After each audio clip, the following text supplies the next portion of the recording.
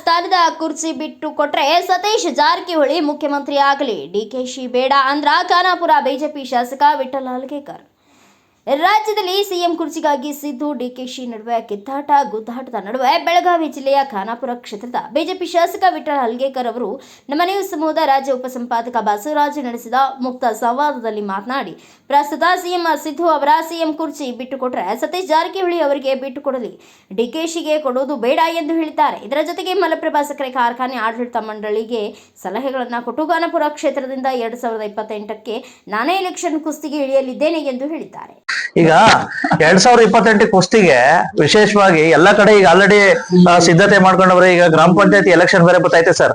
ವಿಶೇಷವಾಗಿ ಏನು 2028 ಕುಸ್ತಿಗೆ ನೀವೇ ಹಿಡಿತಿರೋ ಅಥವಾ ಬೇರೆಯವ್ರಿಗೆ ಯಾರು ಇದ್ ಮಾಡ್ತಿರೋ? ಯಾಕ ವಿಧಾನಸಭೆಗೆ ನೀವೇ ಕುಸ್ತಿನೋ?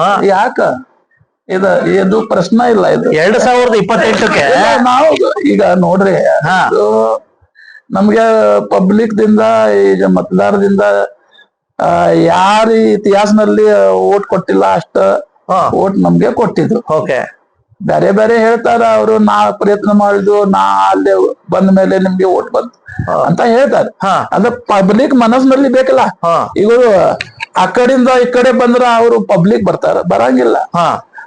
ಪಬ್ಲಿಕ್ ಬರಾಕದ ಒಂದ್ ಮನುಷ್ಯ ಬೇಕು. ಓಕೆ, ಆ ಮನುಷ್ಯ ನೋಡಿ ಅವರು ಓಟ್ ಹಾಕ್ತಾರೆ. ಓಕೆ, ಸರ್ ಆ ಪ್ರಕಾರ ಈಗ ಪಬ್ಲಿಕ್ ಮತದಾರ ಮನಸ್ಸಿನಲ್ಲಿ ನಾ ಇದ್ರ ನೀವು ಕುಂಡ್ರಿ ಅಂತ ಹೇಳ್ತಾರೆ ನಮ್ಗೆ. ಅಲ್ಲ, ಖಾನಾಪುರ ಕ್ಷೇತ್ರದಲ್ಲಿ ಖಾನಾಪುರ ಕ್ಷೇತ್ರದಲ್ಲಿ ಸಾಕಷ್ಟು ಜನ ತುದಿಗಾಲ ನಿಂತಾರೆ 2028ಕ್ಕೆ. ಇಂಥ ಸಂದರ್ಭದಲ್ಲಿ 2013ದಿಂದ ನಾವು ನೋಡ್ತೇವೆ ಎಲೆಕ್ಷನ್. 17ನಲ್ಲಿ ನೋಡಿದ್ವಿ, 23ನಲ್ಲಿ 28ನಲ್ಲಿ ನೋಡ್ಬಹುದು. 28ರಲ್ಲೂ ನೀವೇ ಕುಸ್ತಿ ಹಿಡಿತೀರಾ? ಪಾರ್ಟಿ ಏನ್ ತೀರ್ಮಾನ ಕೊಡ್ತಾರ ಆ ಪ್ರಕಾರ ನಾವು ಬಿಜೆಪಿ ಪಾರ್ಟಿದಿಂದ ಅದ. ಓಕೆ, ಪಾರ್ಟಿ ಏನ್ ತೀರ್ಮಾನ ಕೊಡ್ತಾರ ಅದ. ಸಿಟ್ಟಿಂಗ್ ಎಮ್.ಎಲ್.ಎ ಅವರು ತೀರ್ಮಾನ ಕೊಡ್ತಾರಲ್ಲ, ನೀವು ಗಪ್ ಕುಂಡ್ರಿ ಅಂತ ಹೇಳಿದ್ರ ಕುಂಡ್ರಾಕ್ಬೇಕ. ಹಾ ಸರ್. ಅವರು ಇವ್ರಿಗೆ ಟಿಕೆಟ್ ಕೊಟ್ಟಿದ್ರ ಅವ್ರು ಹರೀಸ್ ಬರಂಗಿಲ್ಲ ಅಂತ ಅವರು ಸರ್ವೆ ಮಾಡಿದ್ರ ನಾ ಕುಂಡ್ರಾಕ್ಬೇಕು ಬಾಜುಗಡೆ. ನಮ್ ಪಾರ್ಟಿ ಮನುಷ್ಯ ಬರ್ಬೇಕಲ್ಲ, ಅದ ಸರ್ಕಾರ ಮಾಡ್ಬೇಕು ಈಗ. ಓಕೆ, ಈಗ ಇನ್ನೊಂದ್ ಸರ್, ಸರ್ಕಾರ ವಿಶೇಷವಾಗಿ ಒಂದ್ ರೀತಿ ಮೊದ್ಲಿಂದನೂ ತಾವು ಹೇಳ್ಕಂತ ಬಂದಿದ್ರಿ. ಒಂದ್ ಕಡೆ ನಿಮ್ಮ ವಿರೋಧ ಪಕ್ಷ ಈಗ ಆಡಳಿತದಲ್ಲಿದೆ ಕಾಂಗ್ರೆಸ್ ಸರ್ಕಾರ. ಇಲ್ಲ ಒಂದ್ ಕಡೆ ಅಧಿಕಾರ ವಿಕೇಂದ್ರೀಕರಣ ಹಂಚಿಕೆ ಬಂದಾಗ ಎಲ್ಲೊಂದ್ ಕಡೆ ಡಿಕೆಶಿ ಅವರು ಸಿಎಂ ಆಗ್ಬೇಕು ಅಂತ ಹೇಳ್ಬಿಟ್ಟು ಒಂದ್ ಕಡೆ ನಡೀತಾ ಇದೆ. ಸಾಕಷ್ಟು ಒಂದ್ ರೀತಿ ಟೂರ್ ಪ್ರೋಗ್ರಾಮ್ ಸಹ ನಡೀತಾ ಇದೆ. ಇಂಥ ಸಂದರ್ಭದಲ್ಲಿ ತಾವು ಸತೀಶ್ ಜಾರಕಿಹೊಳಿ ಸಿಎಂ ಆಗ್ಬೇಕು ಅಂತ ಹೇಳ್ಬಿಟ್ಟು ಹೇಳಿದ್ರೆ, ವಿಶೇಷವಾಗಿ ಎಲ್ಲೋಯ್ತು ಸರ್ ಸತೀಶ್ ಜಾರಕಿಹೊಳಿ ಸಿಎಂ ಅಂತಕ್ಕಂಥದ್ದು? ಯಾಕೋ ಮರೀಚಿಕೆ ಒಳಗಿಂದ ಅವ್ರದ್ದು ರಾಜಕಾರಣ ನಮ್ಗೆ ಗೊತ್ತಿಲ್ಲ. ಏನಾಗ್ಲಿ,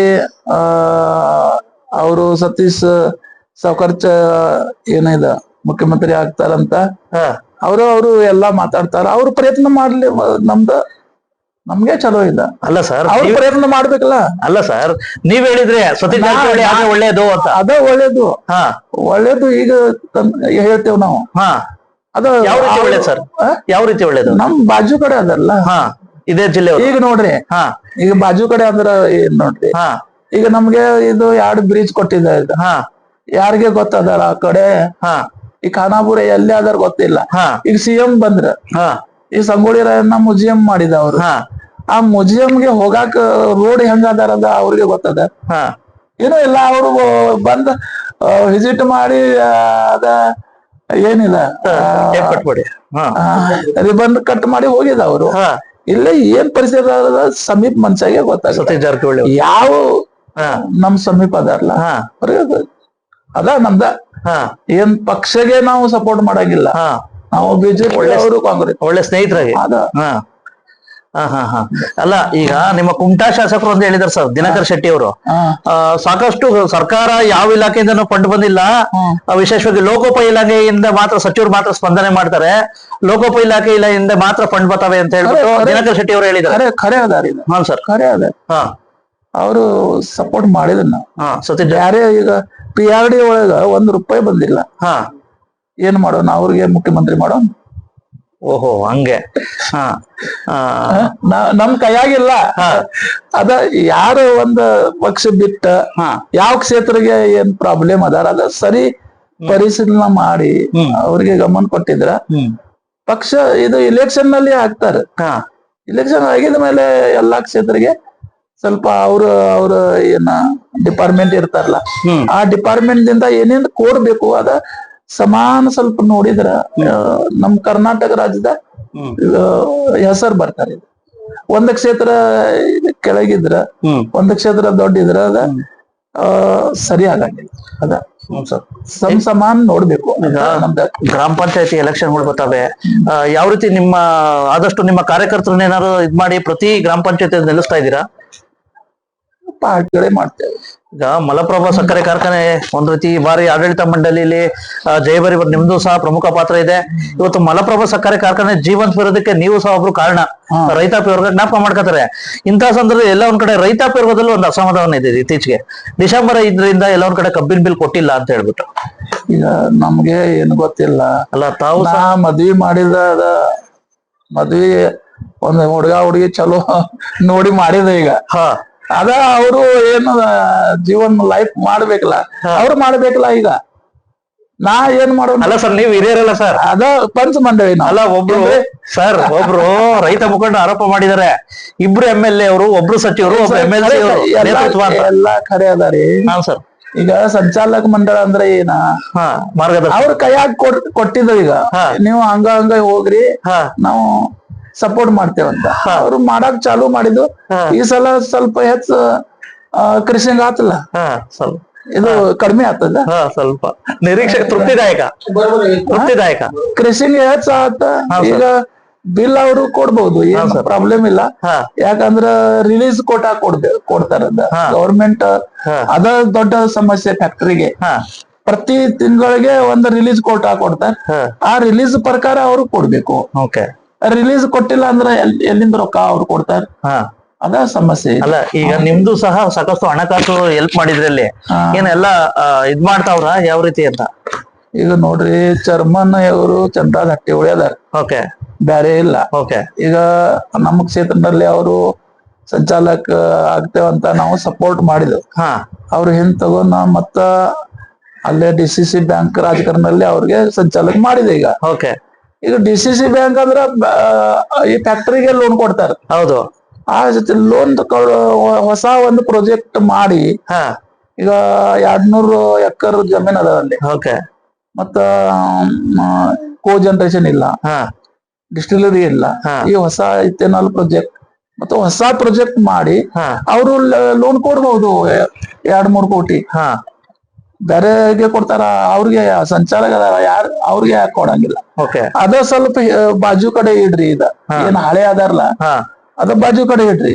ಹೊಸ ಪ್ರಾಜೆಕ್ಟ್ ಮಾಡಿ ರೈತಗೆ ಅನುಕೂಲ ಮಾಡ್ರಿ. ಅದ ಆಗ್ತಾರ. ಇದ ಮಾಡ್ಬೇಕು. ಎರಡು ಕಡೆ ಸಪೋರ್ಟ್ ಅದಾರ. ಈಗ ಈ ಕಡೆ ಚರ್ಮನ್ ಅದಾರ, ಈ ಕಡೆ ಸಂಚಾಲಕ ಅದಾರ. ಎರಡು ಜೋಡಿಸಿ ಮಾಡಿದ್ರ ಅವ್ರ ಹೆಸರು ಉಳಿತಾರ. ಈಗ ಮತ್ತೆ ಇವರು ಕೋಆಪರೇಟಿವ್ ನಲ್ಲಿ ಅದಾರ. ಇದು ಕಾರ್ಖಾನೆ ಎಲ್ಲಾ ಇದು ಪ್ರೈವೇಟ್ ಆಗಿದ್ರೆ ಇದು ಒಂದ ಕಾರ್ಖಾನೆ ಚಲೋ ಅದಾರ. ನಮ್ಮ ಅನಿಸಿಕೆ ಪ್ರಕಾರ ಬಹಳ ಚಲೋ ಏರಿಯಾ ಅದ. ನಮ್ಮ ತಾಲೂಕಾ ಮತ್ತು ಕಿತ್ತೂರು ತಾಲೂಕಿಗೆ ಒಳ್ಳೆ ತಾಲೂಕಾ ಆಗ್ಬಹುದು. ಬ್ಯಾರೆ ಬ್ಯಾರೆ ಅವ್ರು ಏನ ಕೋರೆ ಮಾಡಿದಿಲ್ಲ, ತಾತ್ಯಾ ಸಾಹೇಬ್ ಕೋರೆ ಅಲ್ಲಿ ವರ್ಣಾನಗರ್, ಆ ಪ್ರಕಾರ ಇದ ಒಂದ್ ಕಾರ್ಖಾನೆ ಮಾಡಕ್ ಚಾನ್ಸ್ ಅದ. ಮತ್ತ ಎರಡು ಅವ್ರ ಕೈಯಾಗ ಅದಾರ. ಈಗ ಈ ಕಡೆ ಬ್ಯಾಂಕ್ ಅದಾರ, ಈ ಕಡೆ ಕಾರ್ಖಾನೆ ಅದಾರ. ಎಲ್ಲಾ ಇದು ಒಂದ ಕ್ರಷಿಂಗ್ ಕೆಪಾಸಿಟಿ ಮತ್ತು ಇಥೆನಾಲ್ ಮತ್ತು ಇದು ಕೋ ಜನರೇಷನ್ ಮತ್ತು ಬೇರೆ ಬೇರೆ ಫೆಸಿಲಿಟಿ ಅವ್ರ ಮುಖಾಂತರ. ಅಲ್ಲೇ ಒಂದು ಪೇಪರ್ ಫ್ಯಾಕ್ಟರಿ ಅದ, ಎಲ್ಲೇ ಈ ವರ್ಣನಗರ್. ಚಾಕ್ಲೇಟ್ ಫ್ಯಾಕ್ಟರಿ ಅದಾರ, ಡೇರಿ ಅದಾರ. ಅಲ್ಲಿ ಮಾಡ್ಬಹುದು. 200 ಎಕರ್ ಜಾಗ ಅದ. ಯಾವ ಕಾರ್ಖಾನೆ ಜಾಗ ಅದ ರೀ? ಯಾರು ಕಾರ್ಖಾನೆ ಈಗ ಸಣ್ಣ 50 ಎಕರ್ 60 ಎಕರ್ ಜಾಗ ಅದ. ಇದು 200ಕ್ಕಿಂತ ಹೆಚ್ಚು ಜಾಗ ಅದ. ಮತ್ತು ಕ್ಷೇತ್ರ ಬಹಳ ಚಲೋ ಅದಾರ ನಮ್ಮ ಏರಿಯಾ. ಅವ್ರು ಸ್ವಲ್ಪ ಅಭ್ಯಾಸ ಮಾಡಿ